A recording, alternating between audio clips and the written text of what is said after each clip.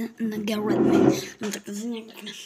Je 10 večer a no mě dneska trhali, takže jsem odpočívala, jsem chora.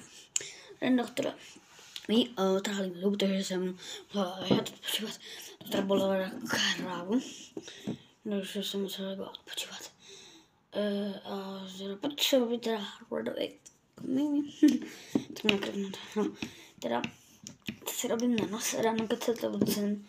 Tak já nevím, když se zubcem, ale kecat zubcem. Zapnem otůvko a jdem za váma. Musím se ještě více odbít s kera. Nechcem dneska špinavý. Tak to bolelo, když mi ty zuby trhali dva. Randy. Trhali zuby dva. Ale nějaká to tak mi to vytrhali. Takže tak. Asi. Rata starera. Si vidíp. Starera. Já zpívám strašně. Jo.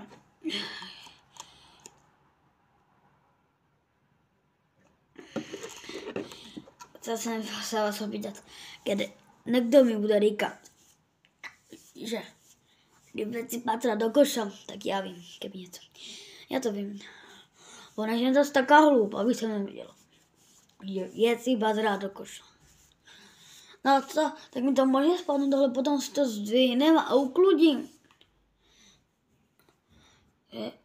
No také jsem jak ta tvár, jak jakože je masná. Trošku je masná, musím řeknout. Budem klamat, diváků. Tak to. No, zase chvilku na moje krvu, ale že to mám tak bolesti na odložání. Než jsem to dneska malovala, ale prostě navolila jsem si trošku make-upu.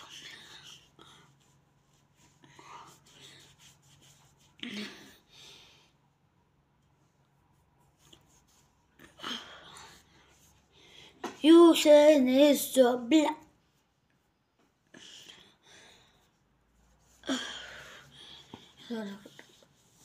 Tak. Bordel.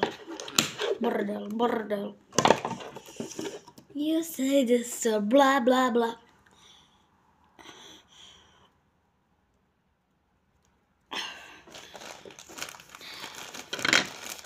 Ještě já to masku, ale to má strašně